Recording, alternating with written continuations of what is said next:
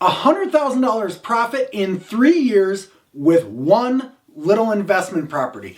Oh, it's true. And I'm going to tell you exactly how I did it.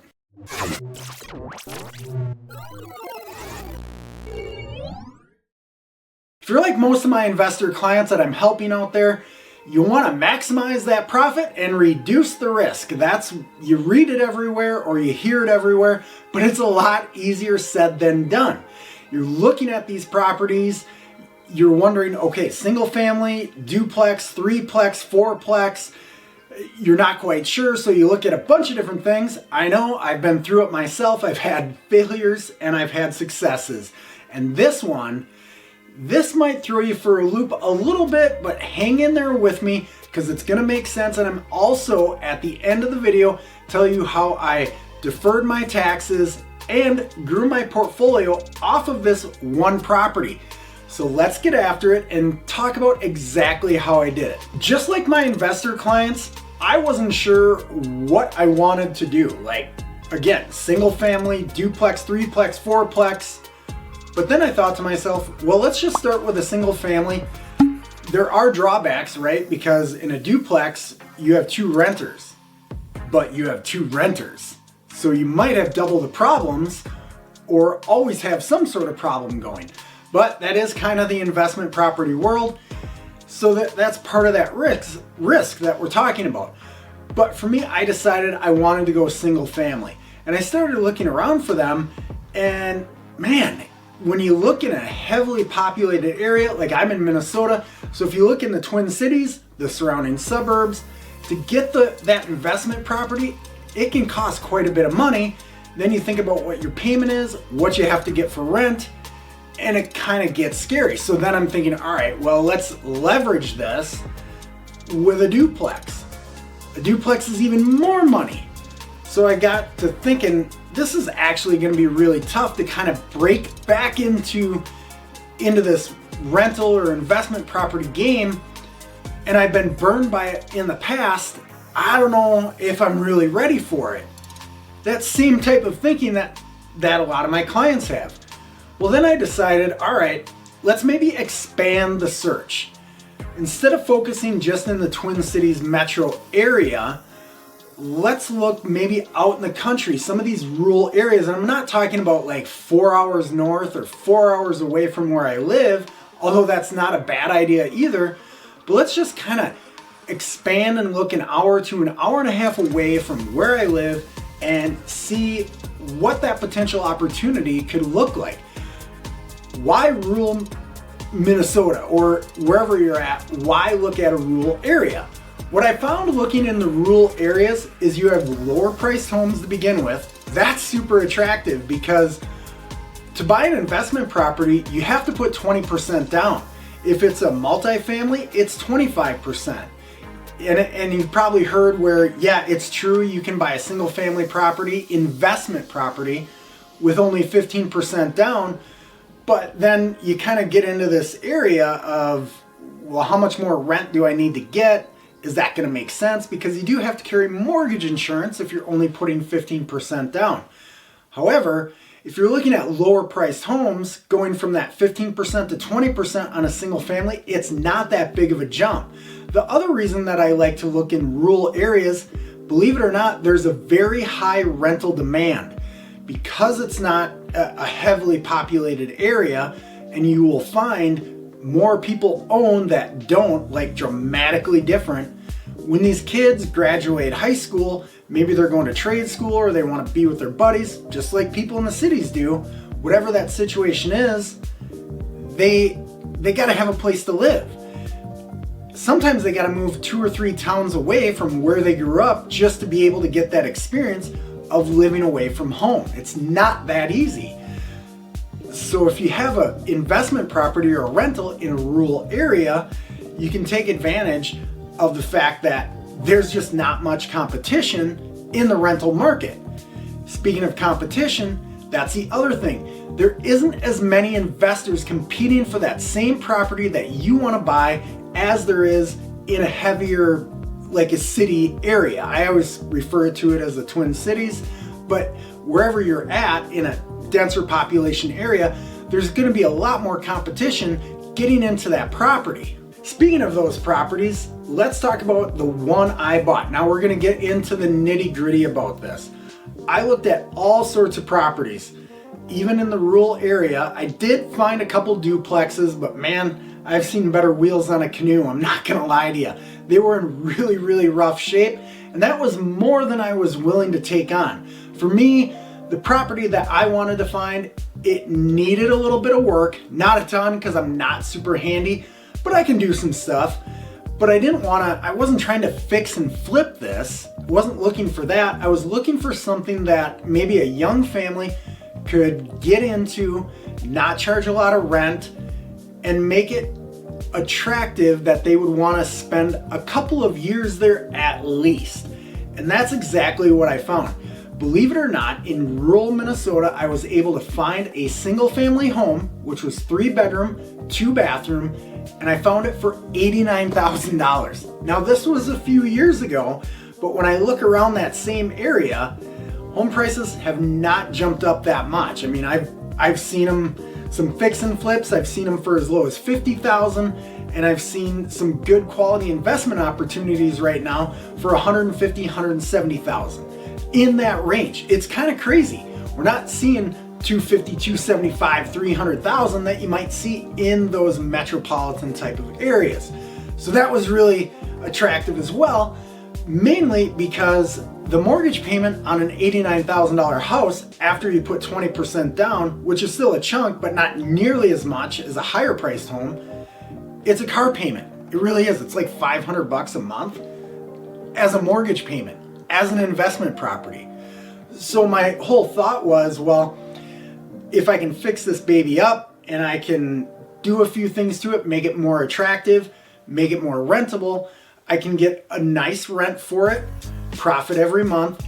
And if I can't, or if I get bad renters and it's gonna take me a minute to get out of it, it's $500 a month. So it's not gonna absolutely kill me should something come up. So that's where I'm talking about leveraging profit versus your risk, because there are going to be maybe some months where you don't have a renter in there, or maybe you have someone that just says, I ain't paying you, good luck getting me out, right? This kind of stuff happens, and I know this, so I was a little bit nervous. So this $89,000 house sounded really good to me. So now we want to talk about, what did I do to get this in shape in order to rent, and how did I get it rented? You're going to love this.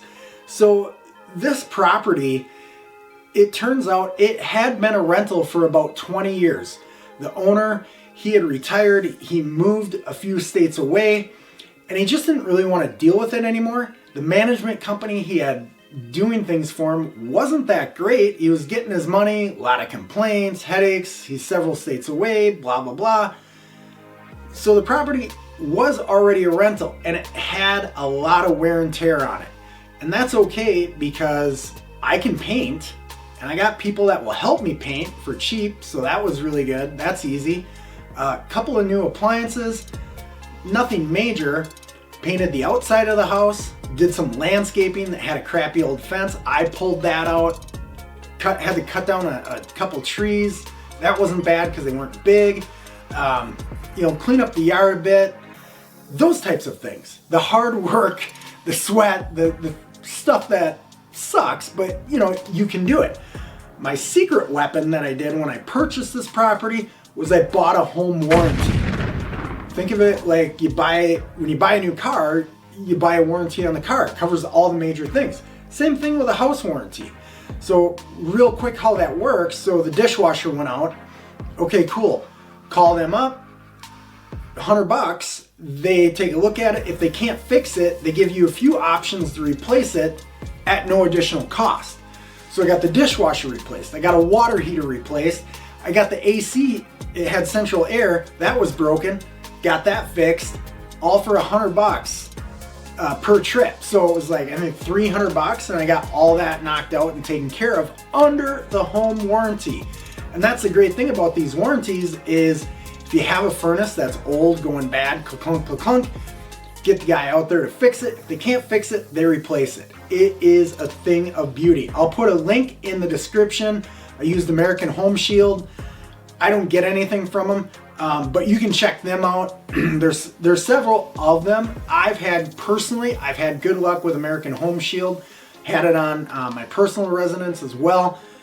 They took care of a lot of stuff. Anyway, so that's kind of the secret weapon when you're buying these properties, to ensure some of these major things are covered. And if you get renters in there that beat the crap out of stuff and you keep that warranty on it, that can help cover a lot of repairs, saving your bank, which is what's important. Remember, we're talking about maximizing profits and minimizing risk.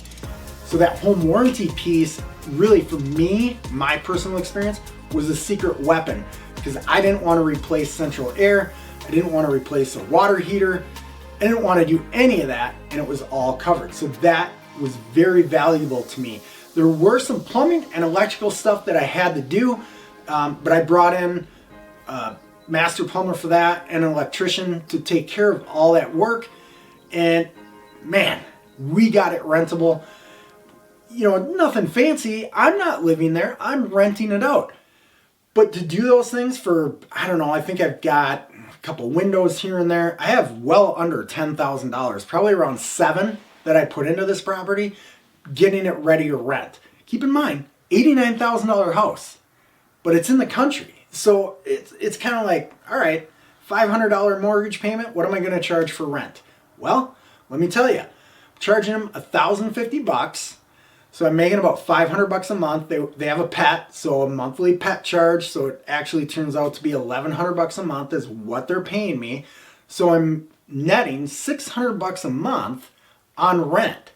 Now that's really good. If you think about maybe buying in a metropolitan area and you do those numbers with what your mortgage payment would be versus what you might be able to get it for rent, it's probably not going to be $600. I'll tell you that much. If it is, you still have a lot more at risk because it's bigger dollars, bigger property. So how did I get this rented? Well, that's actually pretty simple too. Zillow, which I'm not a huge fan of Zillow, but in the rental market, I am, because you can post your property on Zillow as a rental. The other cool thing, if they want to apply, you can communicate it all through Zillow. They can do their application, they can do a background check, they can schedule a time to come see it, or you can communicate directly to them after they do that initial application to see the property, whatever it is. You can do all that through Zillow. It's really slick. They charge the application fee, the credit report fee, all that stuff. Zillow just takes care of that. It's a free service for me to use them and advertise on their website. So that's kind of the trade-off. I don't know, for me, seems super easy. I'm not trying to get rich off of rental applications. You know, just let them take care of it. So it was awesome. The other thing that I did as well is I got into the local Facebook group in the town where my house was, and I posted my Zillow listing in that group because it's a small town. People are going to share it. People are going to tell their friends about it. Next thing you know, I have it rented out to a nice young family. This is where it gets really good. So this awesome young family, great renters. She's a stay-at-home mom. He's in the trades. So if there's minor repairs that needed to be done, he'd call me up and just be like, hey, this and this, can I just fix it? Yeah, you can fix it, 100%. And then as I got to know them and got to talking to them, because I rented to a young family, of course they want to own a home, but they're just kind of getting their start in life and trying to figure it out a little bit. Well, it turns out they do, in fact, really like the house. They keep asking me if they can make changes, that can they do this? And of course the answer is no, but if you want to buy it, you sure as heck can make changes. So that was kind of the awesome thing. They never thought about buying it. They kind of figured I wanted to hold on to it forever, which yes and no, but it's an investment property. So I'm looking to make profit off of it. So here's what I did. We got them ready to buy the property. Remember, I bought it for $89,000.